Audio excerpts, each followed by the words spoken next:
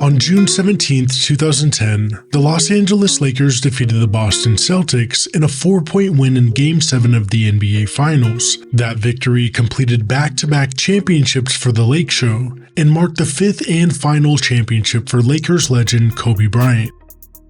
But getting to those final championships was a complicated journey for Bryant and the Lakers. How did they transition from the three-peat years to back-to-back championships?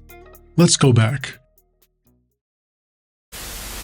In the 2004 NBA Finals, the Shaq and Kobe Lakers were going for their 4th NBA championship against the Detroit Pistons. The duo was 1 year removed from the three-peat and had a season full of drama. The Lakers began that season by signing 2 aging stars in Karl Malone and Gary Payton, forming what some at the time were calling a super team. Kobe Bryant was facing legal problems off the court, traveling back and forth throughout the season to appear in legal court while investigations were taking place. And to add to the commotion, the future for many Lakers seemed uncertain. Was Kobe Bryant leaving LA that summer? Was Phil Jackson retiring as a head coach? And headlines were buzzing about the supposed feud between Bryant and O'Neal. Even with the ups and downs of that season, the Lakers managed to make it to the NBA Finals, but that series would mark the end of the Shaq and Kobe era Lakers. The Detroit Pistons became the 2004 NBA champions after a gentleman's sweep, leaving the Lakers in a position to make some difficult decisions. The major headline around the league tonight, the Los Angeles Lakers and Miami Heat have agreed to a trade that will send Shaquille O'Neal, one of the greatest big men of all time, to sunny South Florida. On July 14th of that same year, less than 1 month after the Pistons had secured that championship, the Los Angeles Lakers traded superstar Shaquille O'Neal to the Miami Heat in exchange for Lamar Odom, Caron Butler, Brian Grant, and 1 future first-round pick. Quite a reasonable package for one of the greatest players of all time.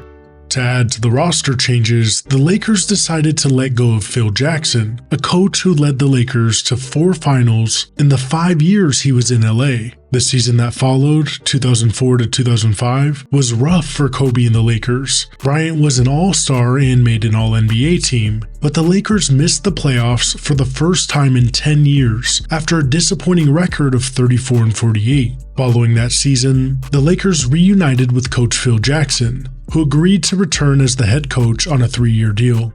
With their coach's return, the Lakers were back in the playoffs, but weren't the same force with their new unit, even with their old head coach. That year, they were eliminated in the first round, but Kobe's former teammate was in the NBA Finals, winning his 4th championship with his new co-star teammate Dwayne Wade. The next season, 2006 to 07, Kobe Bryant went from the number 8 to the number 24. While that change would symbolize a change in Kobe's career, the Lakers were still eliminated in the first round of the playoffs. Those 2 first-round exit years were ugly for the Lakers, but Kobe was still great. In both of those seasons, he led the league in scoring with a monstrous 35.4 points per game in the 05-06 season and 31.6 points per game in the 06-07 season.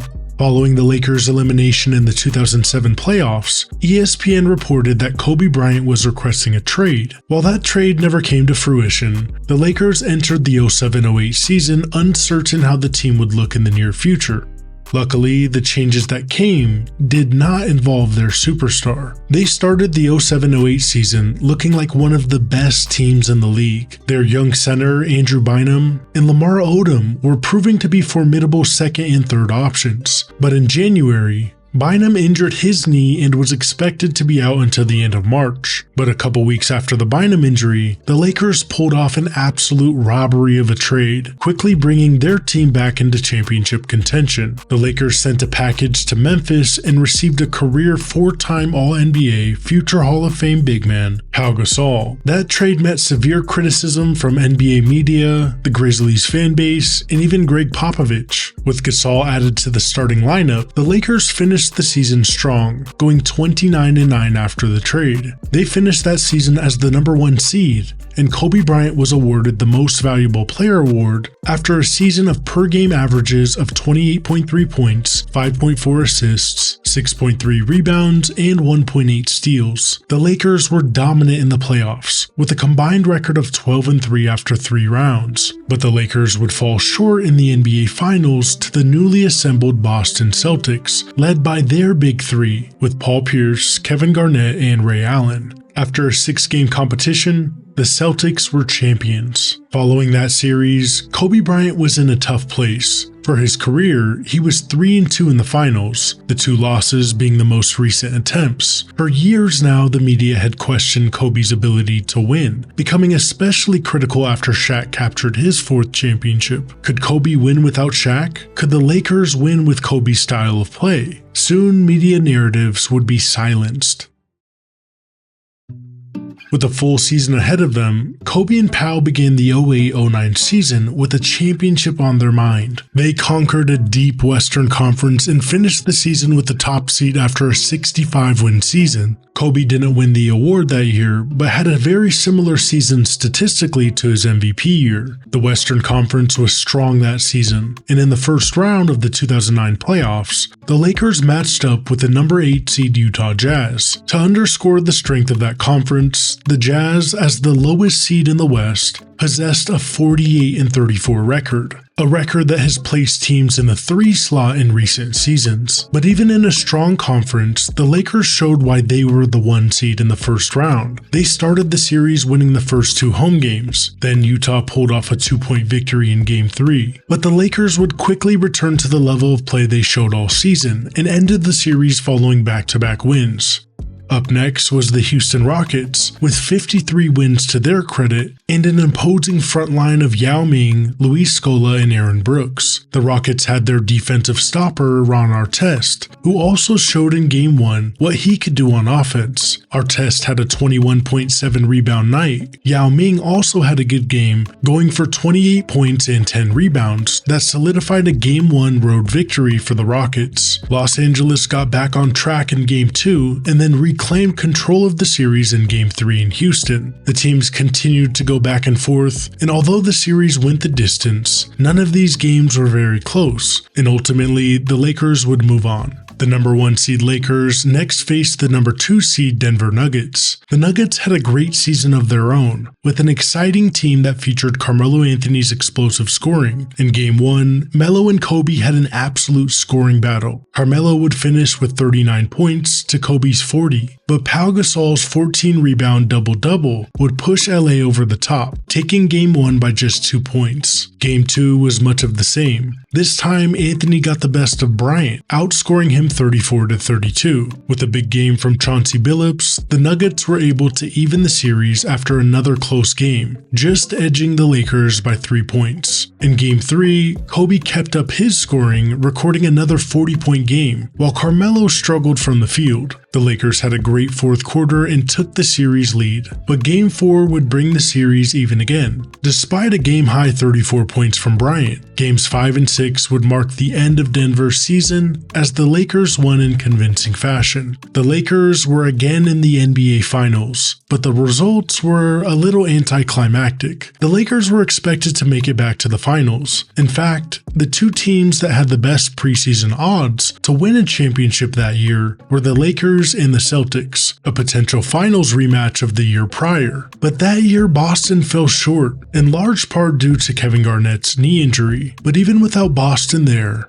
throughout the season and at the start of the playoffs, NBA fans were looking forward to the potential Kobe and LeBron finals matchup. The Cavaliers led the East that year as the 1 seed and had the best record in the league after their 66-win season, but LeBron and the Cavs were bested in the Eastern Conference Finals by Dwight Howard and the Orlando Magic. The 2009 NBA Finals weren't particularly competitive. The Lakers played the Magic star well, holding Howard to just 15.4 points per game for the series. But for Kobe, he was locked in. He started the series with a 40-point game and a Lakers 15-point victory. In the 5-game series, Bryant averaged an impressive 32.4 points per game, 5.6 rebounds per game, 7.4 assists per game, 1.4 steals per game, and 1.4 blocks per game. With that dominant performance, Kobe was named the Finals MVP, and the Lakers were again champions. Now, that series was pivotal for Kobe Bryant and his legacy. He had silenced the media narratives that he couldn't win without Shaq, or that the Lakers couldn't win with his high-volume offensive style, but there was still a major objective left on the Black Mamba's mind, that being to beat the Celtics.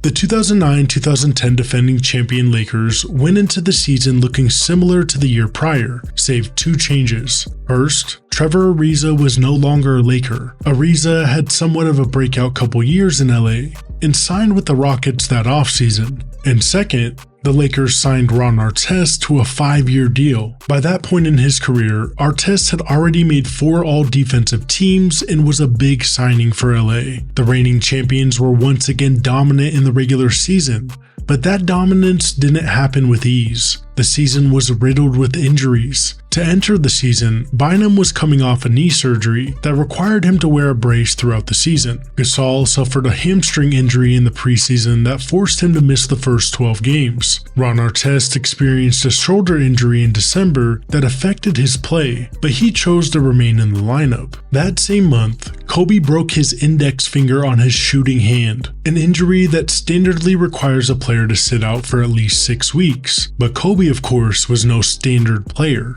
It was later reported that team trainers explained to Bryant that the bone fragments could heal while he played if he was willing to endure brutal treatment to minimize the swelling. Lakers trainer Gary Vitti explained that the treatment was akin to squeezing a tube of toothpaste with maximum force. Kobe, of course, remained in the lineup with his signature taped finger. And even with the broken finger, he played well, winning the December Western Conference Player of the Month.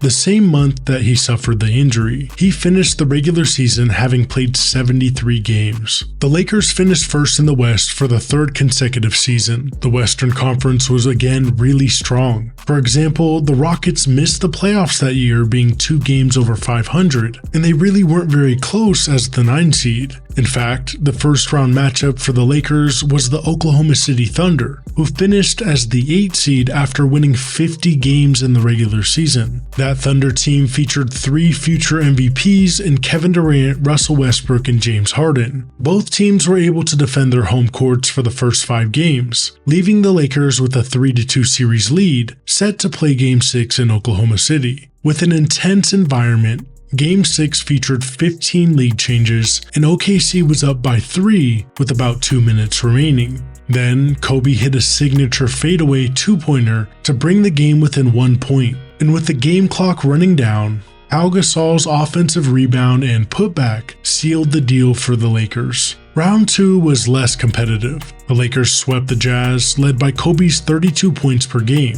The Jazz team was a solid 53-win group, but LA again proved that they were on a different level from the competition. In the Western Conference Finals, the Lakers faced the Phoenix Suns. Like the first round matchup against the Thunder, the Lakers and Suns both defended their home court games throughout the first 5. And in Game 6, Kobe put on a classic performance, recording 37 points, including 11 points in the 4th quarter, to put the game away, setting the stage for a finals rematch between the Los Angeles Lakers and the Boston Celtics. That matchup between the 2 most storied franchises in NBA history was everything fans could have hoped for. The teams traded games through the first 4. Then Boston took a 3-2 series lead with Game 5. With their season on the line, the Lakers held the Celtics to 67 points, taking Game 6 in a 22-point victory. That game, Kobe recorded 26 points, 11 rebounds, and 4 steals, and Pau Gasol supported with 17 points, 13 rebounds, 9 assists, and 3 blocks. The 2010 NBA Finals